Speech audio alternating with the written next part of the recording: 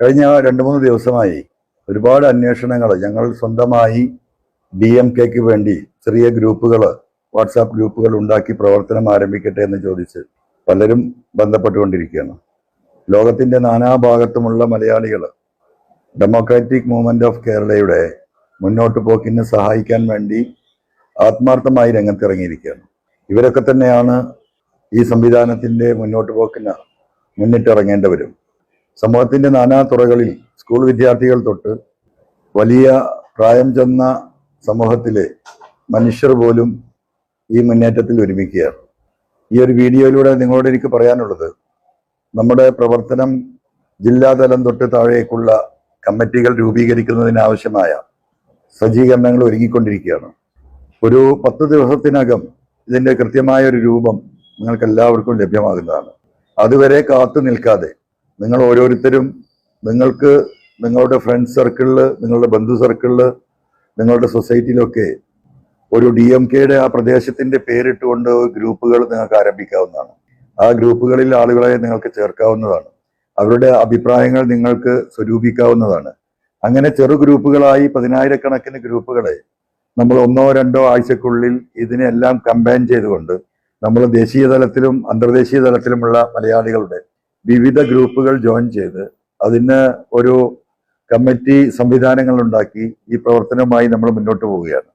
ഇപ്പോൾ നമ്മൾ ചെയ്തുകൊണ്ടിരിക്കുന്നത് 14 ജില്ലക്കും വ്യത്യസ്തമായ ഫോൺ നമ്പറുകൾ കൊടുത്തുകൊണ്ട് നമ്മളുമായി സഹകരിക്കാൻ തയ്യാറായിട്ടുള്ള ആയിരക്കണക്കിന് ആളുകളുടെ അഡ്രസ്സുകളും ഫോൺ നമ്പറുകളും നമ്മൾ കളക്ട് ചെയ്തുകൊണ്ടിരിക്കുകയാണ്. ഇത് ജില്ല തിരിച്ച് ഓരോ ജില്ലക്കും ജില്ലാ തലത്തിൽ ഒരു മോണിറ്ററിംഗ് കമ്മിറ്റി ഉണ്ടാക്കുകയും ആ ജില്ലാ തലത്തിലെ മോണിറ്ററിംഗ് കമ്മിറ്റിയോട് നിയോജക മണ്ഡലം തലത്തിലുള്ള ഒരു അഡ്ഹോക് കമ്മിറ്റികൾ ഉണ്ടാക്കുകയും നിയോജക മണ്ഡലം തലത്തിലെ അഡ്ഹോക് കമ്മിറ്റികൾ പഞ്ചായത്ത് തലത്തിലെ കമ്മിറ്റികൾ ഉണ്ടാക്കുകയും ആ പഞ്ചായത്ത് തലത്തിലെ കമ്മിറ്റികൾ വാർഡ് അടിസ്ഥാനത്തിൽ ജനങ്ങളെ ഇതിലേക്ക് സംഘടിപ്പിച്ച് ഒരു പൊതുവായ ഒരു പബ്ലിക് പ്ലാറ്റ്ഫോം, ഒരു സ്ട്രക്ചർ പാർട്ടിക്ക് നമ്മൾ ഉണ്ടാക്കുകയും അതിനുശേഷം വളരെ വിശദമായ പഠനത്തിലൂടെ ഇതിലെ വളരെ ഉത്തരവാദിത്തപ്പെട്ട സിൻസിയർ ആയിട്ടുള്ള സത്യസന്ധരായ ആളുകളെ കണ്ടെത്തി ആ പ്രദേശത്തെ ആളുകളുടെ അഭിപ്രായം കൂടി സ്വരൂപിച്ചുകൊണ്ട് എല്ലാ പ്രദേശങ്ങളിലും നമ്മൾ ഇത്തരത്തിലുള്ള കമ്മിറ്റികൾ ഉണ്ടാക്കാൻ പോവുകയാണ്.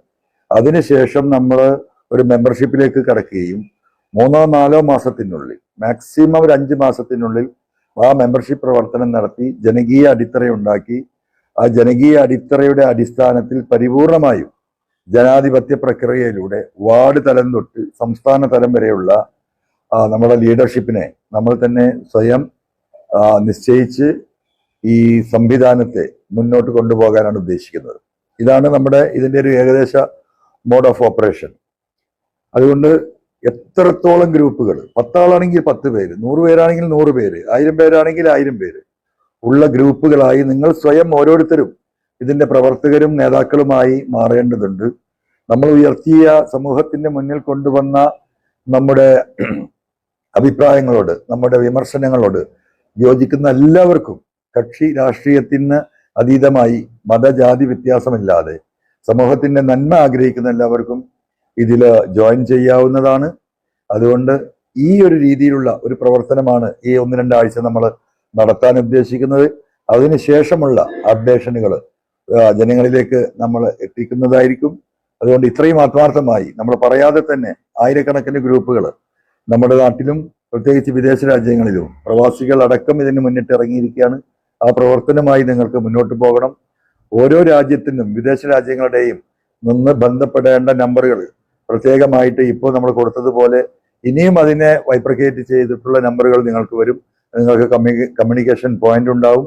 ഇതിന്റെ സോഫ്റ്റ്വെയർ ഡെവലപ്മെന്റ് നടക്കുന്നുണ്ട്. എല്ലാ കാര്യങ്ങളും നടന്നുകൊണ്ടിരിക്കുകയാണ്. അപ്പൊ എല്ലാവർക്കും പരസ്പരം ഇന്ററാക്ട് ചെയ്യാനും അഭിപ്രായങ്ങൾ പറയാനും സാധിക്കും. ഇന്ന് നമ്മുടെ നയരേഖ നമ്മൾ FB വഴി പുറത്തു വിടുന്നുണ്ട്.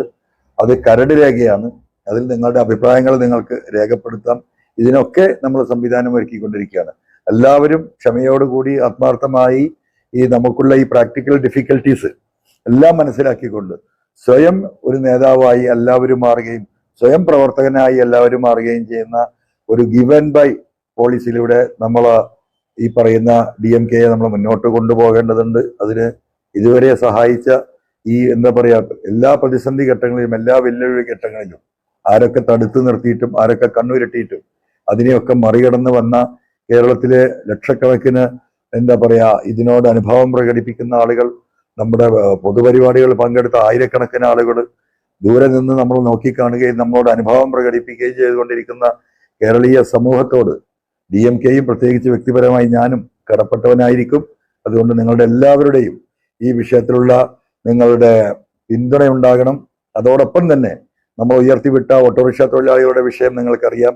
അവരുമായി ബന്ധപ്പെട്ട് നമ്മുടെ ഒരു ഓട്ടോറിക്ഷ തൊഴിലാളി പ്രിയപ്പെട്ട യാക്കൂബ് പോലീസിന്റെ വളരെ ഹീനമായ പെരുമാറ്റത്തെ തുടർന്ന് അവരുടെ അനീതിപൂർവമായ ഇടപെടലിൽ തുടങ്ങി സ്വന്തം ജീവിതം അവസാനിപ്പിക്കേണ്ടി വന്നത് കാസർഗോഡ് നമ്മൾ കാണുകയാണ്. ഇവിടുത്തെ തൊഴിലാളികൾ പ്രതിഷേധത്തിലാണ്. ഈ പറയുന്ന യാക്കൂബിന്റെ വീട് ശനിയാഴ്ച ഉച്ചയ്ക്ക് മുന്നായി സന്ദർശിക്കാൻ ഞാൻ ഉദ്ദേശിക്കുന്നുണ്ട്.